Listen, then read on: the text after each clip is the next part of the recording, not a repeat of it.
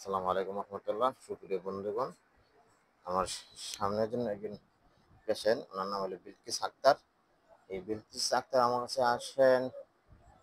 ওনার অনেক সমস্যা, যে মাথার ডান সাইড থেকে ধরে ঘাড় এবং পা পর্যন্ত ব্যথা করতে পারে এবং এটা অনবরত ব্যথা করে। এই ব্যথা আপনার প্রায় 15 বছর ধরে। ওনার লিকুরিয়ার সমস্যা, প্রচুর লিকুরিয়ার সমস্যা, ইনসমনিয়া, রাতের বেলা কোনো ঘুম হয় না। তারপর খাবার দাবার কোনো কিছু হজম হয় না, যা খায় তাই আধা ভাঙ্গা হয়ে বের হয়। এবং খাবারের এত বেশি রুচি যে উনি বললেন যে আজকে সারাদিন শুধু এক কাপ চা খাইছেন। এবং প্রচন্ড মাথা ব্যথা নিয়ে আমার কাছে আসেন, এবং এই মাথা ব্যথা 15 বছর ধরে শুরু হয়েছে। আজ পর্যন্ত ওনার কোনো মাথা ব্যথা কমে নাই।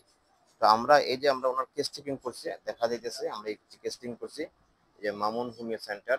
আমি ডাক্তার মোহাম্মদ শফিকুর রহমান, আমি ওনার কেস টেকিং করছি। করার পর আমি ওনাকে একটু ওষুধ খাওয়াই দেই, এবং ওষুধ খাওয়াইয়ে আমি মাগরিবের নামাজের জন্য মসজিদে যাই। আসলাম, উনি বললো যে ওনার যে 15 বছর মাথা ব্যথা, আলহামদুলিল্লাহ এখন কমছে। আমরা শুনবো ওনার কাছ থেকে যে ওনার মাথা ব্যথা আছে কিনা।